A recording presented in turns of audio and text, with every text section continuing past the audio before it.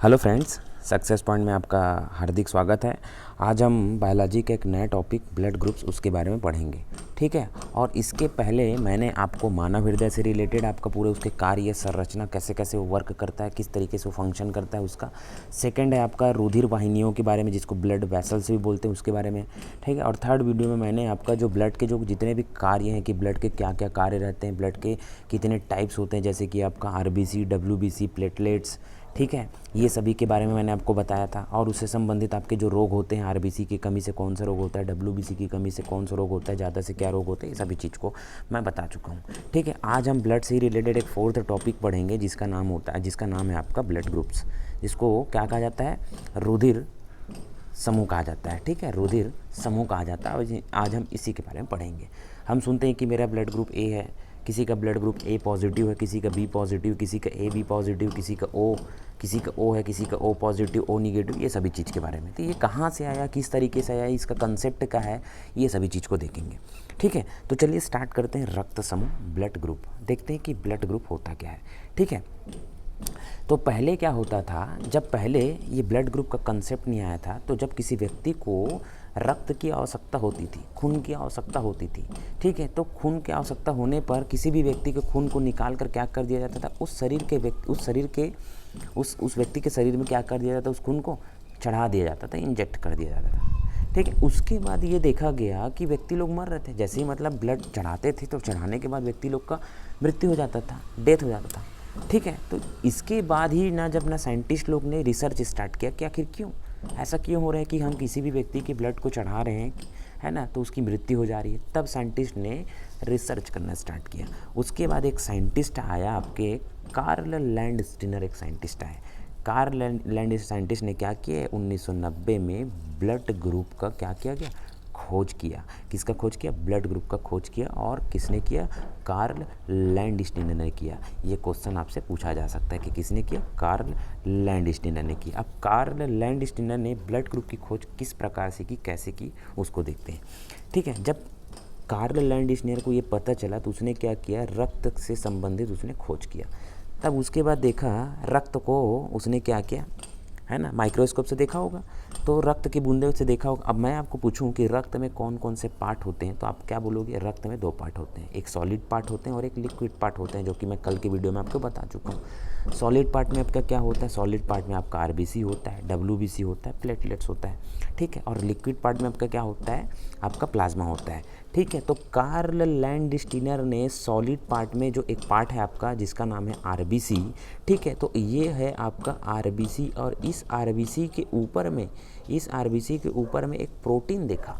क्या देखा, इस आरबीसी के ऊपर में एक प्रोटीन देखा, और इस प्रोटीन का नाम दिया गया एंटीजन दिया गया। क्या दिया गया, एंटीजन दिया गया, ठीक है। और इसी एंटीजन के आधार पर ब्लड ग्रुप का क्या किया गया, निर्धारण किया गया, ठीक है। इसी एंटीजन के आधार पर ब्लड ग्रुप का निर्धारण किया गया, ठीक है। तो जब कार्ल लैंडस्टीनर आए तो कार्ल लैंडस्टीनर ने ब्लड का खोज किया। खोज करने के बाद उसने एक जो आरबीसी रहता है हमारे ब्लड में, तो आरबीसी के ऊपर बाहरी सतहों पर क्या देखा, एक प्रोटीन देखा।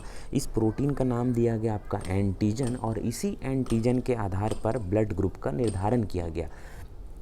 अगर आपसे क्वेश्चन पूछा गया कभी कि ब्लड ग्रुप का निर्धारण किसके आधार पर किया जाता है, अगर ऑप्शन में दे दिया एंटीबॉडी, एंटीजन, और दो ऑप्शन और जो भी रहेंगे उसको, तो आपको हमेशा बताना है एंटीजन। और दूसरी बात, क्वेश्चन यहाँ से भी पूछा जा सकता है कि जो एंटीजन कहाँ पाया जाता है, एंटीजन कहाँ पाया जाता है, आरबीसी के ऊपरी सतहों पे, क्योंकि आरबीसी के ऊपरी सतहों पर क्या देखा, लैंडस्टीनर ने एक प्रोटीन देखा, और इसी प्रोटीन का नाम एंटीजन दिया, और इसी एंटीजन के आधार पर ब्लड ग्रुप का क्या हुआ, खोज हुआ, ठीक है। अब देखते हैं कि किस तरीके से है। कहने का मतलब एक और आपका बात आती है, जैसे कि जिसके में एंटीजन ए है उसका ब्लड ग्रुप ए है, ठीक है। जिसके में एंटीजन ए, किसी का ब्लड ग्रुप ए रहता है ना, मतलब उसके में एंटीजन ए है। जिसके में एंटीजन बी है उसके ब्लड ग्रुप बी है। जिसके में दोनों एंटीजन है ए और बी, मतलब उसका ब्लड ग्रुप ए है, ए बी है। जिसके में कोई एंटीजन नहीं है, मतलब उसका ब्लड ग्रुप ओ है, ठीक है। तो इस प्रकार हुआ, मतलब कहने का मतलब ये आरबीसी है, ठीक है। आरबीसी में अगर ये आपका ए एंटीजन है, ठीक है, तो इसका ब्लड ग्रुप ए, ठीक है। अगर ये आरबीसी है, इस आरबीसी के ऊपरी सतह पर अगर बी एंटीजन पाया जाता है, ठीक है, तो ब्लड ग्रुप क्या हो गया इसका, बी, ठीक है, तो अब ये समझ आ गया। ठीक है, अगर अब आप इस वीडियो को देख रहे होगे, अगर इस वीडियो को देखने के बाद आपको पता चल गया होगा कि क्या होता है, सबका कुछ ना कुछ ब्लड ग्रुप होता है। अगर इनमें से कोई वीडियो देख रहा होगा किसी का ब्लड ग्रुप ए होगा, मतलब समझ जाओ कि आपके ब्लड ग्रुप में ए एंटीजन पाया जाता है, इसीलिए आपका ब्लड ग्रुप क्या है, ए है। अगर कोई वीडियो देख रहा होगा हमारा जो साथी है, हमारा बंदा, अगर उसके में अगर बी, उसका कोई ब्लड ग्रुप बी है, तो मतलब समझ जाना कि उसके में एंटीजन बी है। ठीक है, अगर कोई किसी का ब्लड ग्रुप ए बी है, मतलब समझ जाना उसके में एंटीजन ए बी है, तभी उसका ब्लड ग्रुप क्या है, ए बी है। अगर किसी का ब्लड ग्रुप ओ है, मतलब समझ जाना उसके में किसी भी प्रकार का एंटीजन नहीं पाया जाता, इसलिए उसका ब्लड ग्रुप ओ है। ठीक है, इस तरीके से अब समझ आया क्या होता है ब्लड ग्रुप। अब उसके बाद जब लैंडस्टीनर ने क्या किया, रिसर्च करते करते करते करते अब बारी आती है प्लाज्मा की। ठीक है, आरबीसी का देख डाले। अब आरबीसी के साथ देखते देखते प्लाज्मा में भी एक प्रोटीन पाया गया। प्लाज्मा मैंने आपको बताया ब्लड है, ब्लड के अंदर दो पार्ट होते हैं, एक सॉलिड पार्ट, एक लिक्विड पार्ट। सॉलिड पार्ट में आपका आता है आरबीसी, डब्ल्यूबीसी, प्लेटलेट्स। ठीक है, और लिक्विड पार्ट में आता है प्लाज्मा। ठीक है, ये हो गया। अब लैंडस्टीनर ने क्या देखा, लैंडस्टीनर ने प्लाज्मा में भी एक प्रोटीन देखा। क्या देखा, प्लाज्मा में भी एक प्रोटीन देखा, और इस प्रोटीन को नाम दिया गया एंटीबॉडी नाम दिया गया। क्या दिया गया, इस प्रोटीन का नाम दिया गया आपका एंटीबॉडी। एक मिनट। ठीक है, तो इस प्रोटीन का नाम दिया गया एंटीबॉडी। कहने का मतलब ये है, जब लैंडस्टीनर ने आरबीसी की ऊपरी सतहों पर एक प्रोटीन देखा, तो आरबीसी की ऊपरी सतह जो वाले प्रोटीन का नाम दिया आपका एंटीजन, जिसके आधार पर आपका ब्लड ग्रुप का निर्धारित किया गया। उसके बाद आपका जो आपका प्लाज्मा है, प्लाज्मा में भी एक प्रोटीन देखा गया। ठीक है, और उस प्रोटीन का नाम दिया गया एंटीबॉडी। मोस्ट इंपॉर्टेंट क्वेश्चन यही से आपका रुधिर से क्वेश्चन आपका बन सकता है। ठीक है, कि एंटीजन कहाँ पाए जाते हैं और एंटीबॉडी कहाँ पाए जाते हैं, लिख लेना, इस चीज़ को क्वेश्चन आ सकता है। ठीक है, उसके बाद देखते हैं कि यह एंटीबॉडी एंटीजन के विपरीत कार्य करती है। ठीक है, अब मैं इसको बता दूं कि जैसे कि कहने का मतलब किसी के शरीर में अगर एंटीजन ए है, ठीक है, मतलब उसका ब्लड ग्रुप क्या है, ए है। ये समझ आया आपको। ठीक है, अब उसी के बाद देखते हैं आपका एंटीबॉडी का क्या रोल रहता है। अगर किसी के शरीर में एंटीजन ए है, ठीक है, तो कभी भी सेम एंटीबॉडी नहीं पाया जा सकता। ठीक है, अगर कोई हमारा कोई बंदा वीडियो देख रहा होगा, अगर उसका ब्लड ग्रुप ए होगा, मतलब उसके शरीर में क्या होगा, क्या उसके शरीर में ए एंटीजन पाया जाता है। लेकिन जब एंटीबॉडी की बात करूँ तो उसके शरीर में अब बी एंटीबॉडी पाया जाता है, क्योंकि एंटीजन और एंटीबॉडी हमेशा विपरीत होते हैं, हमेशा विपरीत होती है। ये कंसेप्ट है, ये कंसेप्ट आएगा भी आने वाले स्लाइड में, आपका बहुत काम आएगा। ठीक है, तो हमेशा याद रखना। कहने का मतलब अगर तुम्हारे रक्त में ए क्या पाया जाता है, एंटीजन पाया जाता है, तो तुम्हारे रक्त में ही एंटीबॉडी की बात करूँ तो कौन से एंटीबॉडी पाया जाएगा, बी एंटीबॉडी पाया जाएगा। एंटीबॉडी को हमेशा स्मॉल लेटर से क्या करते हैं, शो करते हैं। ठीक है, तो देखो ये भी दोनों क्या है, दोनों सेम नहीं है, दोनों विपरीत है। तो हमेशा एंटीजन और एंटीबॉडी हमेशा विपरीत ही पाए जाते हैं। ये आपको समझ आ रहा है क्या बोलना चाह रहा हूँ मैं। एक बार और देख लेते हैं, जैसे कि आपके शरीर में, जैसे आपके रक्त में बी एंटीजन है, ठीक है, तो कभी भी आपके रक्त ब्लड में बी एंटीबॉडी कभी भी नहीं पाया जाता, क्योंकि दोनों सेम हो गया। और मैंने अभी क्या बताया, एंटीजन और एंटीबॉडी दोनों क्या होते हैं, विपरीत होते हैं। ठीक है, तो यही बोलना चाह रहा हूँ मैं। अगर आपके ब्लड में एंटीजन बी पाया जाता है तो एंटीबॉडी कौन सा पाया जाएगा, तो एंटीबॉडी पाया जाएगा आपका ए पाया जाएगा। ठीक है, क्योंकि तभी तो दोनों विपरीत हुए ना, यही है। ठीक है, तो ये कंसेप्ट होता है।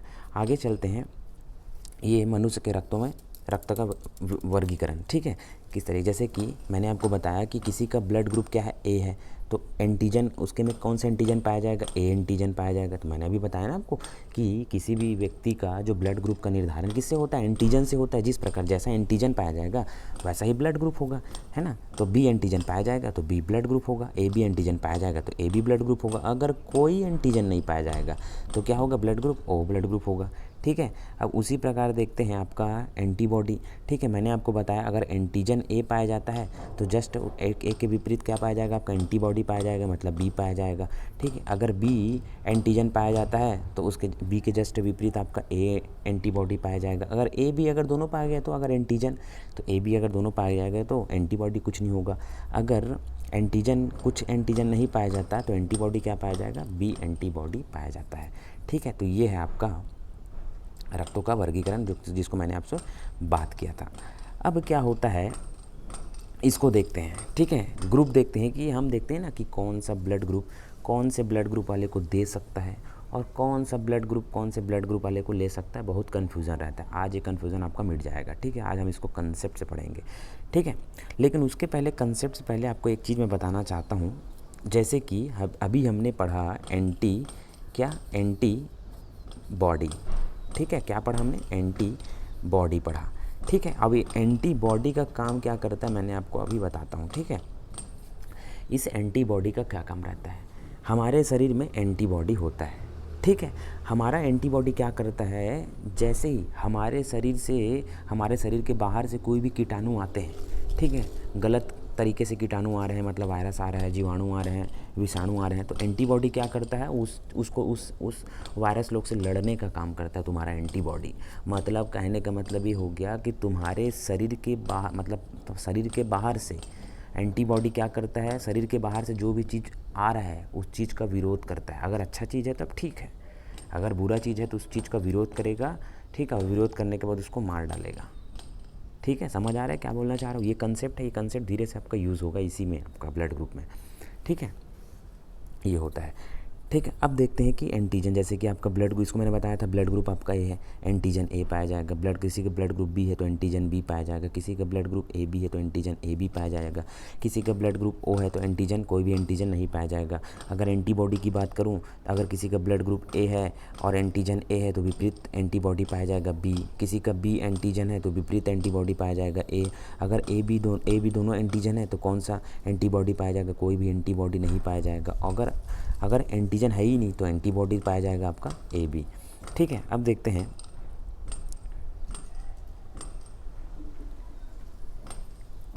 हैं, कि कौन किससे किससे ले सकता है। जैसे कि ग्रुप ए की बात करूं, ब्लड ग्रुप ए किससे किससे खून को ले सकता है? तो वो खुद से ले सकता है और ओ से ले सकता है, ठीक है। ब्लड ग्रुप बी किससे किससे ले सकता है? खुद से ले सकता है और ओ से ले सकता है। ब्लड ग्रुप ए भी किससे किससे ले सकता है? सभी से ले सकता है। और ब्लड ग्रुप ओ सिर्फ किससे ले सकता है? सिर्फ ओ से ले सकता है, ठीक है। अब मैं आपको बताता हूँ कॉन्सेप्ट कि ए ब्लड ग्रुप कौन कौन से ब्लड ग्रुप वाले से खून ले सकता है, या ए ब्लड ग्रुप कौन कौन से ब्लड ग्रुप को खून दे सकता है। इसके कॉन्सेप्ट देखेंगे। तो पहले हम ए ब्लड ग्रुप किससे खून ले सकता है उसके बारे में देखेंगे, ठीक है। तो अगर आप वीडियो को अच्छी तरीके से पढ़े होगे तो मैं अगर आपसे पूछूं कि अगर किसी व्यक्ति का ए ब्लड ग्रुप है, ठीक है, तो उसमें कौन सा एंटीजन पाया जाएगा, आप ही बताओ, ठीक है। तो एंटीजन ए पाया जाएगा, ये समझ आया, ठीक है। अगर मैं पूछूं कि अगर किसी व्यक्ति का ब्लड ग्रुप ए है और उसमें एंटीजन ए पाया जाता है तो एंटीबॉडी कौन सा पाया जाएगा? हमेशा विपरीत पाया जाएगा, बी। ये है, ठीक है। अब यहीं से आपको एक और कंसेप्ट बता रहा हूँ, ये एंटीजन और एंटीबॉडी में क्या संबंध होते हैं, ठीक है। ये है आपका एंटीबॉडी। कहने का मतलब ये होता है कि ये जो एंटीबॉडी है ये बी, ठीक है, ये बी एंटीबॉडी सिर्फ एंटीजन ए को क्या करता है? पहचानता है, सिर्फ एंटीजन ए को पहचानता है, ठीक है। अगर एंटीबॉडी बी है और अचानक से उसके सामने बी एंटीजन आ जाएगा तो उसको एक्सेप्ट नहीं कर सकता, ठीक है, क्योंकि एंटीजन ए है। उस जिस ब्लड में अगर एंटीजन ए है तो उसमें कौन सा एंटीबॉडी पाया जाता है? बी एंटीबॉडी पाया जाता है। और बी एंटीबॉडी सिर्फ और सिर्फ एंटीजन ए को ही पहचानता है। ये बात आपका कंसेप्ट में रख ले रहा हूँ, ठीक है, क्योंकि यही कंसेप्ट आपका काम आने वाला है, ठीक है। अब देखते हैं ये जो आपका ब्लड ग्रुप ए है किससे किससे खून ले सकता है। चले हम पहले बताते हैं कि ये ब्लड ग्रुप ए बी से खून ले सकता है, देखते हैं। तो अगर आप वीडियो को अच्छे तरीके से पढ़े होगे तो आप ये बताओ कि किसी का अगर ब्लड ग्रुप बी है तो कौन सा इसमें एंटीजन पाया जाएगा? बी पाया जाएगा एंटीजन। और कौन सा एंटीबॉडी पाया जाएगा? एंटीबॉडी ए पाया जाएगा, क्योंकि विपरीत एंटीबॉडी और एंटीजन पाए जाते हैं। अब क्या करना है, ब्लड ग्रुप ए लेना चाहता है खून किससे? बी से, मतलब ये वाला यहाँ से। और अभी मैंने आपको बताया कि जो एंटीबॉडी बी है सिर्फ एंटीजन ए को पहचानता है और इस ए को पहचानता है। और यहाँ पे क्या हो रहा है, यहाँ पे एंटीबॉडी बी जा रहा है इस ब्लड में, ठीक है। मतलब क्या बोला मैं, ये जो एंटीबॉडी बी है ये सिर्फ एंटीजन ए को पहचानता है, लेकिन क्या जा रहा है, एंटीजन बी जा रहा है। मतलब जब अलग नहीं पहचानता मतलब समझ जाओ कि वहाँ पे सर्वाइव नहीं हो सकता, ठीक है। वहाँ से खून जम जाएगा और इंसान मर जाएगा, मतलब ये चीज़ नहीं हो सकता। मतलब blood group A blood group B से खून नहीं ले सकता, ठीक है, ये बात समझ आया आपको। एक और कंसेप्ट देख लेते हैं। क्या ब्लड ग्रुप ए बी से खून ले सकता है? चलो इसके बारे में भी देख लेते हैं। ये ए बी है, ठीक है, तो इस कौन सा एंटीजन पाया जाएगा? ए बी एंटीजन पाया जाएगा। और कौन सा एंटीबॉडी पाया जाएगा? कोई भी एंटीबॉडी नहीं पाया जाएगा। मैंने अभी बात की आपको, ये वाला ब्लड ग्रुप में कौन सा एंटीबॉडी है? बी एंटीबॉडी है। और ये कौन से एंटीजन को पहचानता है? ये सिर्फ ए एंटीजन को पहचानता है ना। और ये ब्लड ग्रुप क्या कर रहा है? इसमें जा रहा है, तो ये एंटीबॉडी, मैंने अभी क्या बोला? एंटीबॉडी एंटीजन ए को पहचानता है। तो ये वाला एंटीजन है, ए बी का जो एंटीजन है, इसको तो पहचान लेगा, लेकिन इसके साथ तो बी भी एंटीजन है, तो बी एंटीजन को ये नहीं पहचानेगी। जब पहचानेगी नहीं तो दोनों सर्वाइव नहीं कर सकते, मतलब नहीं हो सकता। मतलब कहने का मतलब जो ब्लड ग्रुप ए है वो ए बी से खून नहीं ले सकता। ठीक है, ये समझ आया। थर्ड एग्जांपल एक बार और इसी का देख लेते हैं। तो क्या है, क्या ए ब्लड ग्रुप ओ से ले सकता है? चलो इसको भी देख लेते हैं। अगर किसी का ब्लड ग्रुप ओ है, कौन सा एंटीजन पाया जाएगा? कोई भी एंटीजन नहीं पाया जाएगा, तभी तो ब्लड ग्रुप ओ है। लेकिन एंटीबॉडी पाया जाएगा, दोनों ए और बी एंटीबॉडी। अब यहाँ से जा रहा है, ठीक है। मैंने अभी क्या बताया? जो एंटीबॉडी बी है वो किसको पहचानता है? सिर्फ एंटीजन ए को पहचानता है, ठीक है।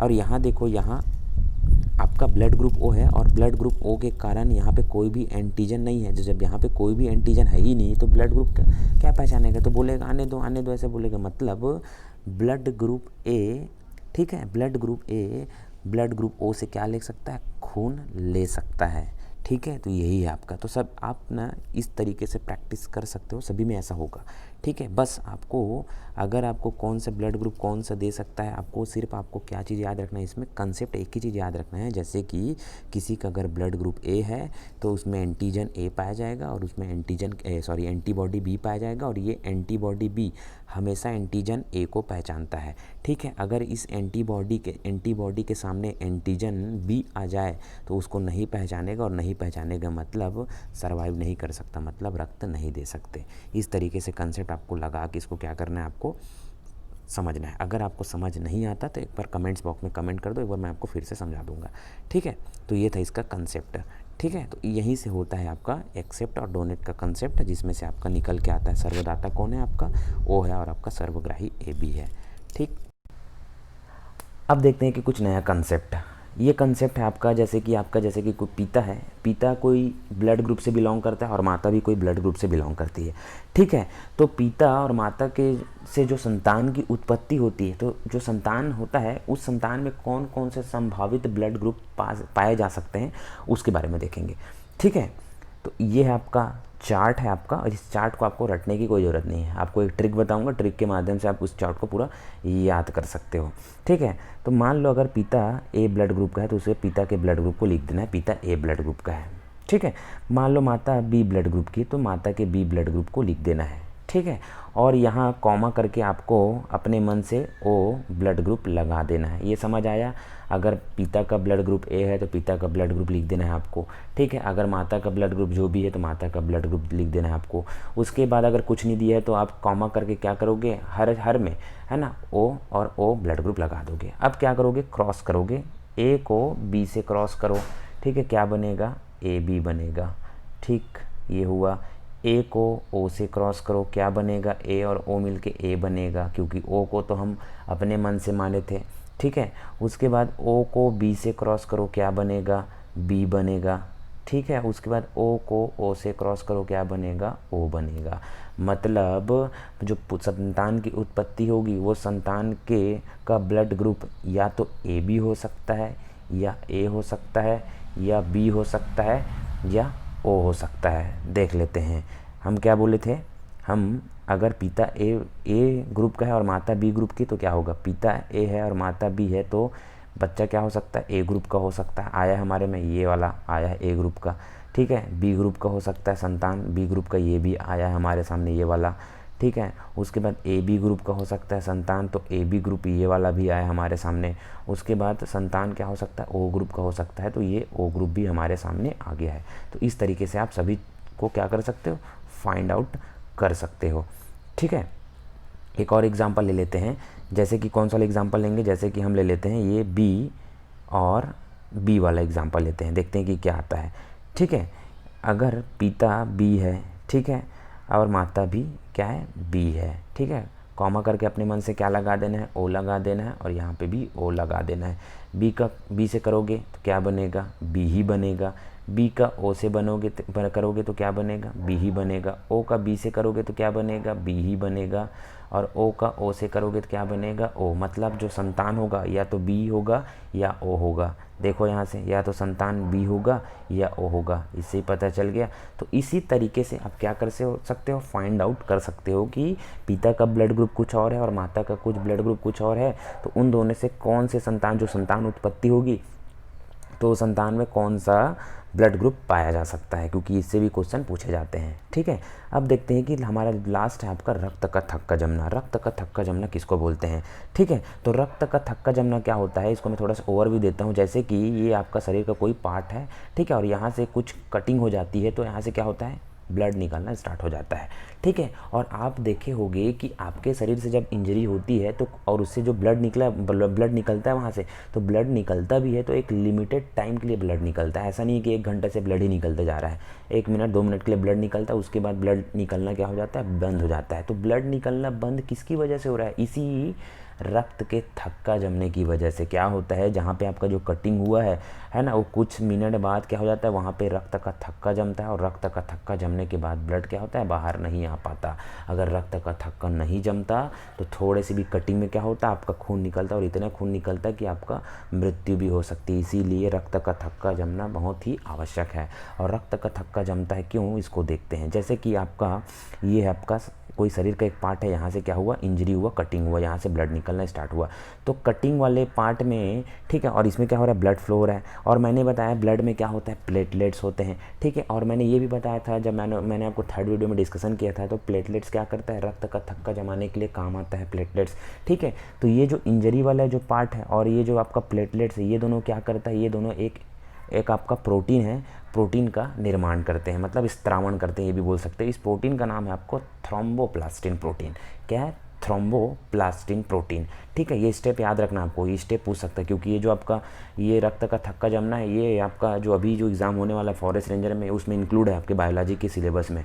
ठीक है, तो कौन क्या करता है, थ्रोम्बोप्लास्टिन प्रोटीन का निर्माण करता है। फिर ये थ्रोम्बोप्लास्टिन क्या करता है, एक एंजाइम बनाता है, उस एंजाइम का नाम होता है प्रोथ्रोम्बिनेस एंजाइम बोलते हैं। कौन सा, प्रोथ्रोम्बिनेस एंजाइम। कौन सा, प्रोथ्रोम्बिनेस एंजाइम। समझ आ रहा है मैं क्या बोलना चाह रहा हूँ, प्रोथ्रोम्बिनेस एंजाइम। अब देखते हैं क्या होता है, ये जो प्रोथ्रोम्बिनेस एंजाइम होता है, ये Ca++ मतलब कैल्शियम आयन, Ca++ की मदद से प्रोथ्रोम्बिन जो कि इनएक्टिव फॉर्म में होता है, इसको थ्रोम्बिन एक्टिव फॉर्म में क्या करता है, परिवर्तित करता है। ठीक है, समझ आया। ये जो प्रोथ्रोम्बिन होता है, ये प्रोथ्रोम्बिन क्या है, इनएक्टिव फॉर्म में रहता है, कोई मतलब नहीं इससे। ठीक है, लेकिन जैसे ये प्रोथ्रोम्बिनेस क्या होता है, एंजाइम आता है, ठीक है, ये प्रोथ्रोम्बिनेस एंजाइम कैल्शियम आयन की मदद से ये प्रोथ्रोम्बिन को क्या करता है, थ्रोम्बिन में परिवर्तित करता है। क्यों परिवर्तित करता है, क्योंकि ये जो इनएक्टिव पार्ट है उसको एक्टिव करता है। तो इनएक्टिव पार्ट कौन होता है, प्रोथ्रोम्बिन होता है, और एक्टिव पार्ट आपका थ्रोम्बिन होता है। ठीक है, उसके बाद ये जो थ्रोम्बिन है, ये थ्रोम्बिन और ये आपका प्रोटीन जिसका नाम है आपका फाइब्रिनोजन प्रोटीन, ये दोनों मिलके फाइब्रिन का निर्माण करते हैं, जो कि क्या होता है, रेशे के समान इसकी संरचना होती है। कहने का मतलब ये हो गई, ये थ्रोम्बिन जो एक्टिव फॉर्म है और ये आपका फाइब्रिनोजन, ठीक है, फाइब्रिन बनाते हैं। कुछ इस तरीके से इंजर्ड वाले पार्ट पे इस तरीके से कुछ संरचना बनाते हैं, जैसे कि ये। ठीक है, इस तरीके से संरचना बनाते हैं। कौन कौन, ये संरचना कौन कौन मिलके बनाया, थ्रोम्बिन और फाइब्रिनोजन प्रोटीन। उसके बाद ये जालीनुमा संरचना बनाए, उसके बाद आपका जहाँ पे इंजरी हुआ है तो इस प्रकार की कुछ संरचना बन जाती है। उसके साथ क्या होता है, जो ब्लड आ रहा है, ब्लड क्या करता है, यहाँ से फंस जाता है, इसमें फंसता है। ठीक है, ये जालीनुमा संरचना में फंस जाता है, फिर इसके कारण क्या होता है, ब्लड बाहर नहीं निकल पाता। तो यही होता है आपका रक्त का थक्का जमना। ठीक है, तो इससे बहुत सारे क्वेश्चन पूछे गए हैं और आने वाले एग्जाम में पूछे भी जाएंगे, आपको इसको अच्छे से ध्यान रखना है। जैसे कि रक्त का थक्का जमने के लिए आवश्यक प्रोटीन क्या है, फाइब्रिनोजन, ये भी आपका प्रोटीन है। ठीक है। एंजाइम कौन सा आपका प्रोथ्रोम्बिनेस है, ठीक है। उसके बाद प्लेटलेट्स रक्त का थक्का जमाने के लिए आवश्यक है आपका, ठीक है। उसके बाद और क्या है, जैसे कि रक्त का थक्का जमाने के लिए आवश्यक आयन बोलेगा तो आपका calcium ion most important question है आपका। और उसके बाद जैसे कि पूछा जाए, हाँ थर्ड वीडियो मैंने आपको क्या बताया था, रक्त का थक्का जमाने के लिए आवश्यक आपका विटामिन का नाम बताओ, तो रक्त का थक्का जमाने के लिए आवश्यक विटामिन है आपका विटामिन के, जिसको नाम क्या बोलते हैं, इसका फिनोक्यूनिन ऐसे कुछ नाम था इसका, फिनोक्यूनिन ऐसे कुछ नाम था, ठीक है। तो ये था आपका क्वेश्चन रक्त का थक्का जमना, ठीक है। कुछ टॉपिक था जिसको मेरे को थर्ड वीडियो में बताना था लेकिन मैं बता नहीं पाया था, जैसे कि आपका याद रखें, हमारे शरीर में खून की हिपेरिन की वजह से नहीं जमता। कहने का मतलब ये है कि हमारे शरीर में एक हिपेरिन नामक प्रोटीन पाया जाता है और इसीलिए हमारा शरीर का जो खून है वो नहीं जमता। केयर की हो कभी, जैसे कि आप ठंडी जगह पे जाते हो फिर भी आपका खून नहीं जमता, क्यों नहीं जमता, क्योंकि आपके शरीर में क्या होता है, हिपेरिन प्रोटीन होता है, इसी वजह से आपका जो खून है वो कभी जमता नहीं है। और ये हिपेरिन का निर्माण कहाँ होता है, आपके यकृत में होता है। मोस्ट इंपॉर्टेंट क्वेश्चन है कि हिपेरिन का निर्माण कहाँ होता है, यकृत में होता है। यकृत मतलब लीवर में होता है, ठीक है। तो अगर पूछे आपसे कि हमारा जो खून है किसकी वजह से नहीं जमता, हिपेरिन की वजह से नहीं जमता, और ये हिपेरिन का निर्माण कहाँ होता है, आपके लीवर या यकृत में होता है, ठीक है। अब मेरा आपसे क्वेश्चन ये है आपका, हमारे शरीर के अंदर तो हिपेरिन पाया जाता है। अब लेकिन मेरा आपसे क्वेश्चन ये है कि जब हम ब्लड बैंक में जाते हैं ब्लड डोनेट करने के लिए, तो ये झिल्ली नुमा संरचना में क्या होता है, हमारे ब्लड को स्टोर करके रखते हैं। अब आपको ये बताना है कि शरीर में तो हिपेरिन की वजह से नहीं जमता, क्योंकि शरीर के अंदर हिपेरिन पाया जाता है, लेकिन पॉलीथीन में थोड़ी ना पाया जाएगा हिपेरिन। अब आपको ये बताना है कि ब्लड को जमने से रोकने के लिए इस पॉलीथीन में क्या ऐसा चीज़ मिलाया जाता है कि ब्लड नहीं जमता है। इसको आपको कमेंट्स बॉक्स में क्या करना है, कमेंट्स करके आंसर देना है। और ये मोस्ट इम्पॉर्टेंट क्वेश्चन है। आप इसको यूट्यूब से या तो विकीपीडिया से, जहाँ से भी आपको गूगल करना है गूगल करके आप लेकिन इसका आंसर देना, ठीक है। तो आज के लिए इतना ही। अगर वीडियो आपको अच्छा लगे तो वीडियो को आपको लाइक कीजिए, शेयर कीजिए और सब्सक्राइब कीजिए। Thank you.